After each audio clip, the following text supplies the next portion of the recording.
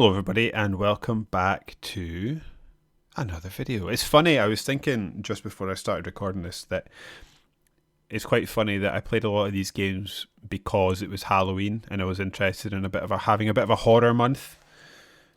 And by the time you see these videos, it's going to be long gone. We're probably going to be into the Christmas sort of rush before you start seeing these videos pop up because of the way I've recorded them. So apologies for that, but these are a set of games that are probably worth your time anyway, regardless of what time of year you're playing them. The game we're going to be talking about today, if you can't tell by looking at your screens, is a little game by Double Fine Productions, now owned by Microsoft, so these are on Game Pass. FYI, and you think this looks interesting, but yeah, it's a game, Double Fine Productions,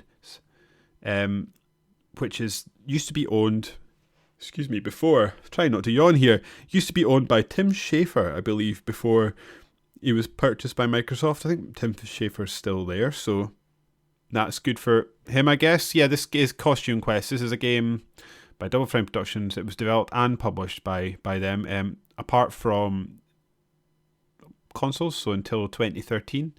It was published by THQ when they went bust. THQ stands for Toy Headquarters, for anyone that wants a little bit of a random fact. Anyway, yes, this was released originally on October the 19th, 2010. How would you describe this game? So, this is a whimsical, which seems to be my word of the month, a little whimsical Halloween game set around a brother and a sister going trick-or-treating in a new neighbourhood that they have apparently recently moved to. And things, obviously, because it's a video game, don't go to plan. When you start the game, you've got to pick your character, and my assumption is whatever character you pick, the other kid gets kidnapped, and you've got to go on this little mission to try and rescue your sibling. How does this game play?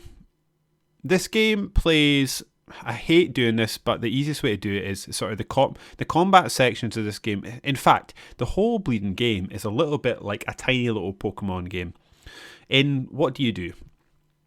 You walk around an area and you're collecting sweets, and you interact with friends, you do little side missions on your way to rescuing your sibling, and while you're doing that, you'll run into different things, whether that's monsters or whether that's other kids that you'll have to sort of fight off and face off against. This is where it becomes even more Pokemon, in that you've got to... The battle mechanics are much like the Pokemon games, in which it's turn-based, and you pick your move, you'll do your move, your opponent will do their move, and then you'll go back and forward until someone wins. And you alternate between offensive and defensive maneuvers to try and either keep yourself alive, keep other characters alive long enough so that they can do their special move, which would cause a lot of damage and start knocking people out. The thing that I think is really cute and really fun about this game is, while you're in the overworld, you're clearly a kid in a costume with their little trick-or-treat sack going around collecting sweets. And from time to time, you'll make friends along the way, which will increase your party size. And you'll also find blueprints.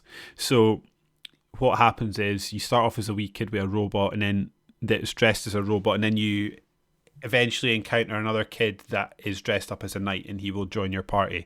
And that means and when that happens, you can swap costumes with each other, which, and obviously, as you would expect, each costume has different moves. So like the knight will have a shield and sword attacks, whereas the robot will be able to shoot ballistic weapons at you and have force fields and things like that. And it moves, which is cool because you can see the kids' imaginations work. You move from, like I say, being in the overworld with these cardboard cutout costumes to when you go into the fight mode, you stop being a kid in a cardboard cutout costume and you become a massive robot fighting whatever. So like if someone that you're fighting is dressed up as a witch, you'll be fighting an actual witch. And I think that is really, really smart and cool. This is probably going to be another short video again because it's a short game. It's like 4 hours long. Doesn't take long to complete. But as I say, the gameplay. I'm going to read this and I'm going to read the plot of the Wikipedia, so that'll give you a sort of nice, succinct idea of the plot beyond what I've already told you. So the gameplay takes place on Halloween. Fraternal siblings Reynold and Ren. That's annoying to say together, are new in their neighbourhood and are asked by their mum to use trick-or-treating to make new friends in the neighbourhood.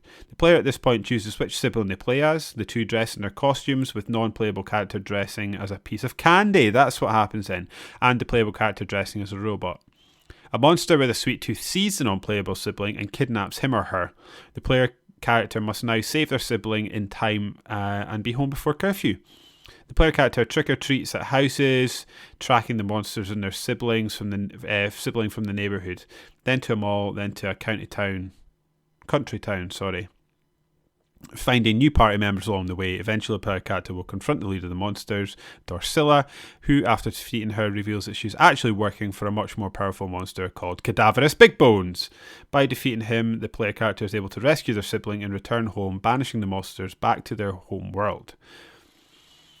So that's basically, yes, as what happens. The real magic of this game is the art design and the gameplay and how simple it is. This is another game of the previous week. I talked about having a game that you can sort of relax on the couch and play.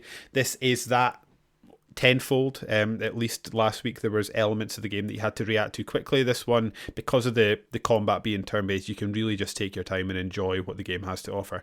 The thing that's the real shame about this, I played this on Xbox Series S and X, and it was originally an Xbox 360 and PS3 game. When it was out on the Xbox 360 and PS3, it ran like, as far as I can remember, it ran like a dream and was perfectly fine.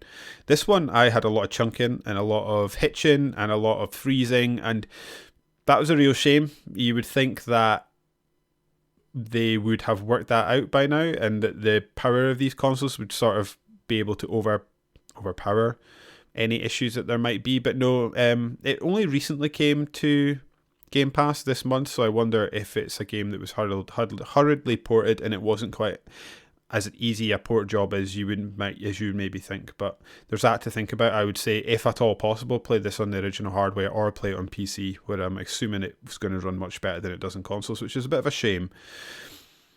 I guess that's it. This is one of the few ones that's going to hit around the 10-minute mark, one of these videos. So hopefully that was of some interest to you. I'm assuming that you've probably heard of this game before, but I have got such a soft spot for these games. I'm using these videos very often to sort of try and round up games that I have got a bit of a soft spot for and would like to just say, oh, I've covered that, so that I can move on and just sort of create a library of work covering games that I really, really enjoy across, whether it's this video, whether it's my podcast or something else. If you want to see what else I'm up to, check out our Video Game Book Club podcast, which is A Winner Is You. You can search that on YouTube or find it on any podcast platform of your choosing by typing in A Winner Is You. You can follow me on Twitter at DavidSmiley1, that's SMILLIE, and on Instagram, which is at David Smiley. If you want dog pictures, Instagram's your friend. If you want me to blether on about politics and video games, Twitter's your friend.